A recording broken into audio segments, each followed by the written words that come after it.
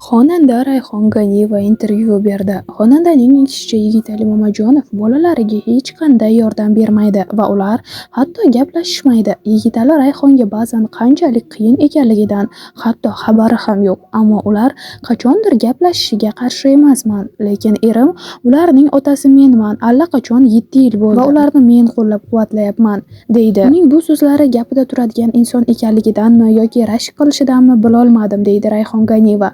Yigitalining o'zi farzandlari haqida nima deydi? Intervyuning davomida bilib olasiz. Assalomu alaykum. Kanalimizga obuna bo'ling va like bosishni unutmang. Faqat onani boshda ko'tarib yurish mumkin, ayolni emas. Rossiyada muhojir bo'lgan, 2 marta ajrashgan, ko'p farzandli ota Yigitali Mamajonov 36 yoshda. Assalomu alaykum, siz bilan Yangiliklar.uz kanali. Videomizga like bosib, kanalimizga obuna bo'lishni unutmang. Taniqli aktyor va professional kaskadyor Yigitali Mamajonov 16-iyun kuni 36 yoshni qarshi oldi. Mashhur kliplardagi esda qolarli obrazlari bilan tanilgan va bir muddat teleboshlovchilik faoliyatida o'zini sinab ko'rgan. Bugungi kunda 6 farzandning otasi bo'lgan san'atkorning tug'ilgan kuni munosabati bilan uning hayot va ijod yo'liga nazar tashlaymiz va uning intervyusini siz bilan bo'lishamiz. Moskvada dunyoga kelganman. Dadam savdogar bo'lgan. Dastavval savdoni meva-sabzavot mahsulotlarini sotishdan boshlagan. Keyinchalik esa valyuta savdosi bilan shug'ullangan. Dollar u vaqtlarda yurtimizda yo'q edi, bo'lsa ham sanoqli insonlarda bo'lgan. Dadam asli o'zganda dunyoga kelgan. Dadam tengi insonlar hozir ham dadamni juda yaxshi bilishadi. Ular sportchi bo'lgan. Meva-sabzavotlarni O'zbekistondan olib Rossiyada sotgan. O'sha vaqtlarda onam bilan tanishishgan. Ular turmush qurgan va men Moskva shahrida dunyoga kelganman.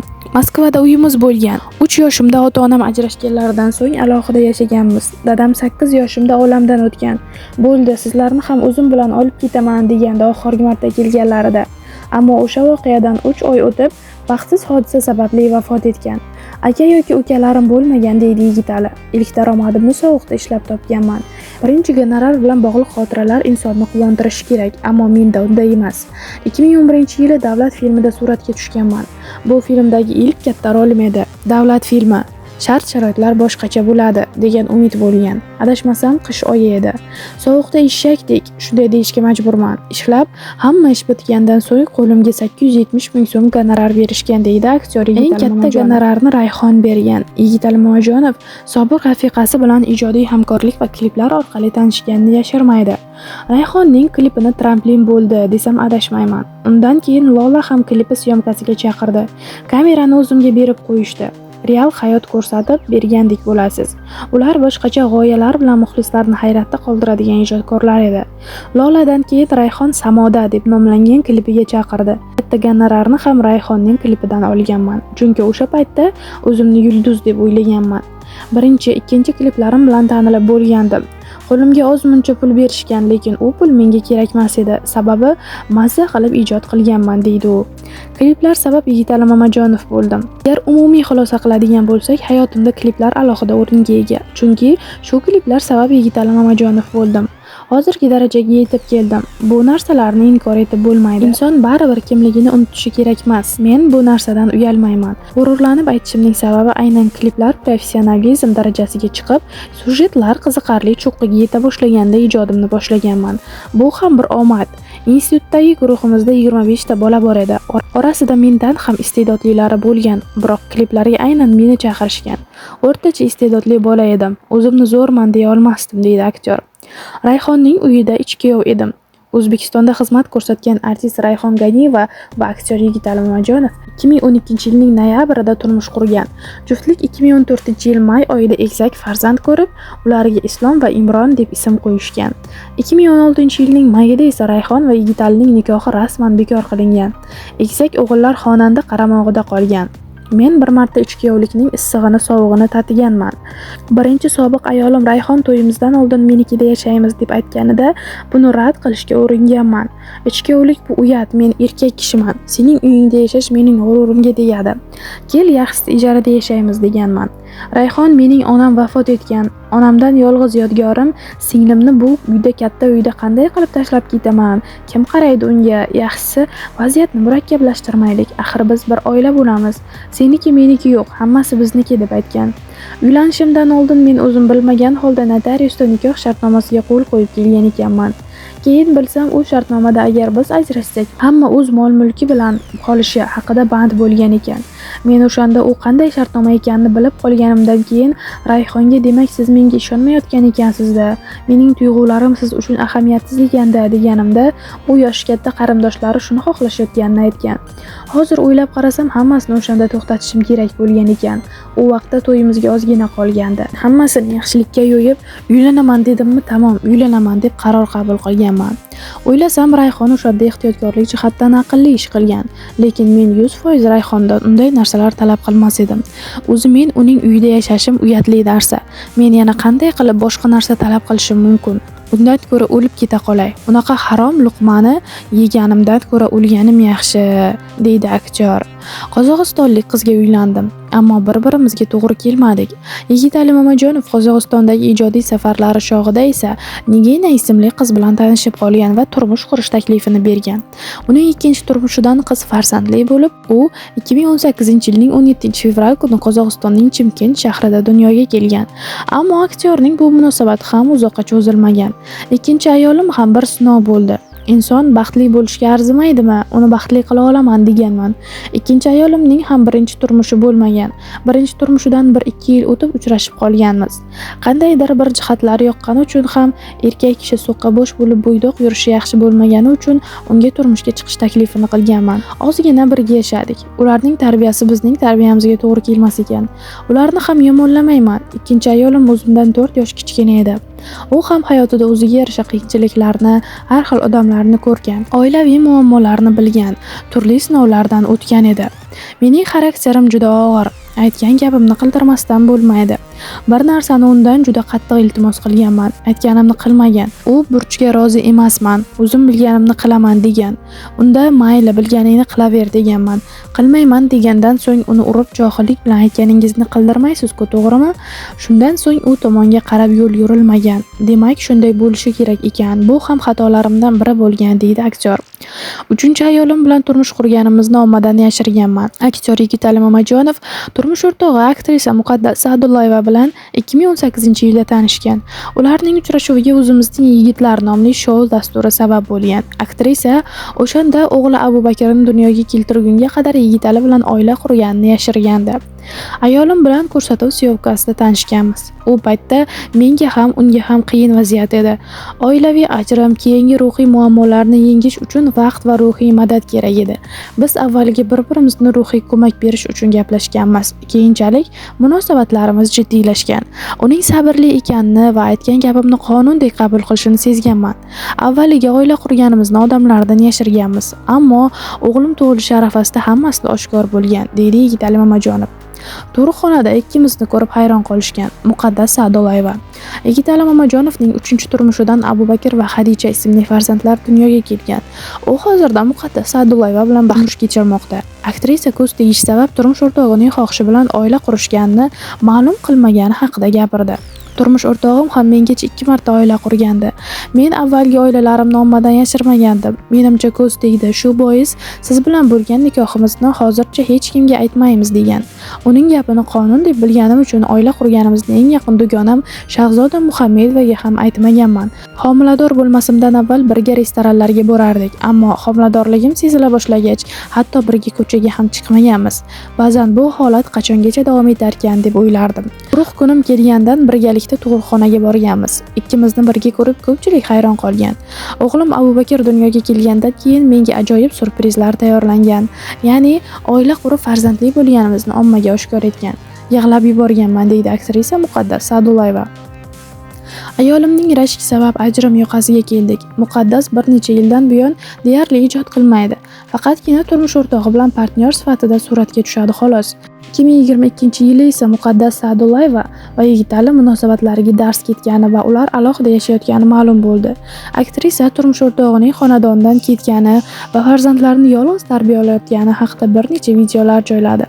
Yigitali Mamajonov keyinchalik buning sabablarini va Aysinimxon Yusufova bilan munosabatlari haqida gapirdi. Va Aysinimxon Yusufova Yigitalining tipaji emasligini, u qiz bilan shunchaki ish munosabatdan tanish ekanligini ochiqladi. Oilamiz kuchli rashk sabab ajrim yoqasiga keldi. Telbalarcha bir insonni sevish psixologik yaxshi holat emas. Buning oqibatida fojialar yuz berishi mumkin. Eng yengili oila buzilishiga, keyinroq esa o'limgacha olib keladi.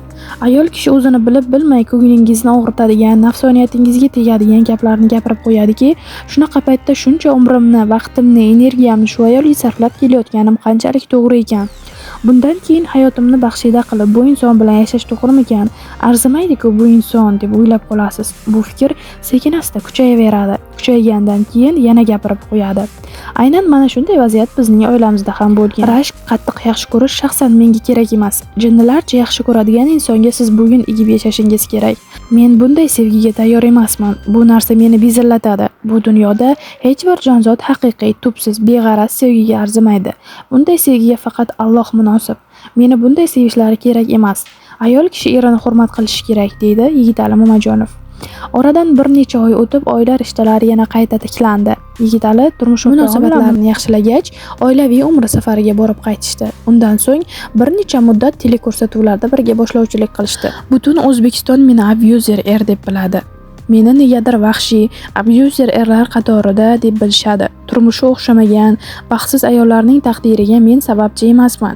Shunchaki hayot shunday ekan. Agar hayotdagi yutuqlarim va xatolarimga qarab muhokama qiladigan bo'lsa, bu adolatdan emas. Chunki men ham hamma kabi oddiy xatolarga boy insonman.